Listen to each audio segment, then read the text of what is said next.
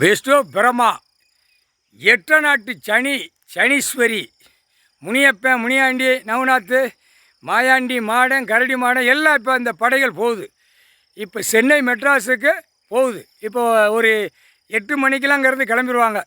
8 மணிக்கு கிளம்புன உடனே அங்கே பூரா எல்லாவனுக்கும் வாயில் வாக்கரிசியும், உச்சித்தலையில் வாக்கரிசி, நெஞ்சில் வாக்கரிசி, அவன் உயிர் தடத்தில் ஆணும் பெண்ணு ஆடிட்டு போதா அதில் வாக்கரிசி. ஐயா போட சொல்லிட்டார் கடவுள், போடுறா போட்டு கூண்டோட தூக்கண்டா, இது கூண்டோட தூக்கண்டா.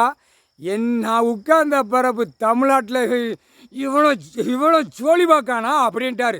இவனை அப்படியே அப்படியே ரண வழி எடுக்கணும்டா அப்படின்ட்டார். கடவுள் உட்கார்ந்துருக்காரு, அவரே கணக்கு போட்டார். இந்த கணக்கு அவர் கணக்கு எழுதி ஓலைச்சோட தூக்கி போட்டார். நாங்கள் வாய்ச்சி கொண்டே இருக்கோம்.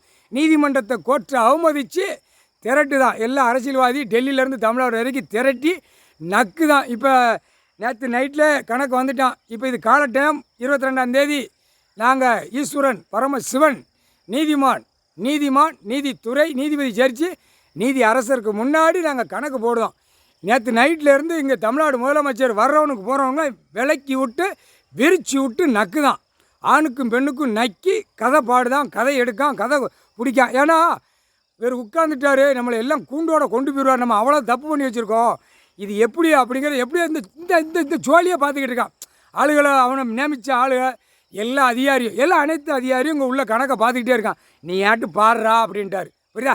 ஏன்னா சிலுவத்தூர் கவர்மெண்ட் லாயர்கிட்ட அப்பப்போ எப்படி ஓடுது, எப்படி கேஸ் ஆடுது, எப்படி ஓடுதுன்னு அப்பப்போ அவனை கேட்கணும். அவனுக்கு தூக்குது மேலே வரைக்கும்.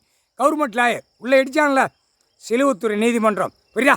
இல்லை நீ தலபாய்புரம் செட்டியார்பேட்டில் நீ இங்கேயே சேட்டை பண்ணவன். புரியுதா? கைலாசத்துக்கு பின்னாடி உனக்கு சேட்டை இதோட முடிஞ்சு வச்சு. ஆனால் சிலுவத்தூர் நீதிமன்ற வழக்கறிஞர் பூரா எல்லாருமே பேதான். வாய்ப்பே கடவுள் இருக்க இடத்துல போய் இப்படியா சேட்டை பண்ணணும்? அது கோர்ட்டு ஒன்று இருக்குல்ல, அவரே கோர்ட்டாக உட்காந்துருக்காரு. அவர்கிட்ட போய் இவன் சேட்டை பண்ணலாமா? எல்லாவனும் இவனை பார்த்து காரி துப்பிட்டு தான் போகிறான். ஆனால் அவனே சொல்லுதான், இல்லை உன் குடும்பம் அங்கிட்டு போய் சொல்லுதான் தனியாக நின்று, உன் குடும்பம், உன் பொண்டாட்டி, உன் புள்ள எல்லாமே திருவோடு எடுக்க விடுவார். கடவுள் எடுக்க விடுவாரா?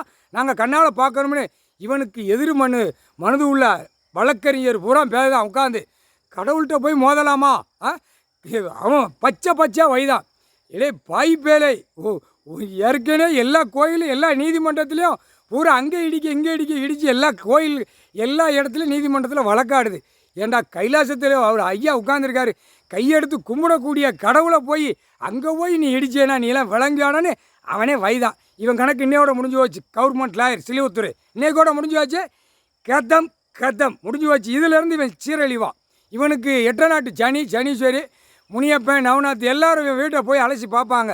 வீடு பூரா ஏசி கட்டி பூரா எங்கள் அண்ணன் சொத்து ஈஸ்வரன் சொத்தில் சுற்றி வீடு கட்டி மாளிகை கட்டி நாற்காலி சேரில் நாடி கட்டு போட்டு செத்த பிணம் பேய் மாதிரி உட்காந்து பேப்பருக்கு வசூல் பண்ணி தின்னு கொண்டே இருக்கான். முடிஞ்சு வச்சுடா அன்றைக்கோட உன் கணக்கு. தொலைஞ்சடா சிலுவத்தூர் கவர்மெண்ட்டு. சின்ன மீன்றா நீ. சின்ன மீனை வச்சு பெரிய மீனை தூக்குவார். புரியா? நீ சின்ன மீன் மாதிரி ஆயுத இப்போ ஒன்றை வச்சு பெரிய மீனை தூக்குவார் இந்த தமிழ்நாட்டுக்குள்ளே. கதை கணக்கு முடிஞ்சு வச்சு. 22ஆம் தேதி சென்னை மெட்ராஸில் மீட்டிங் போட்ட கணக்கு நீதிமன்ற கோர்ட்டில் தாக்கல் பண்ணிக்கோப்பா. வலிச்சு ஒட்ட அள்ளிடுவார். முக்கால் சத்தியம் அனைத்து கட்சிக்காரனும் தமிழ்நாட்டுக்குள்ளே.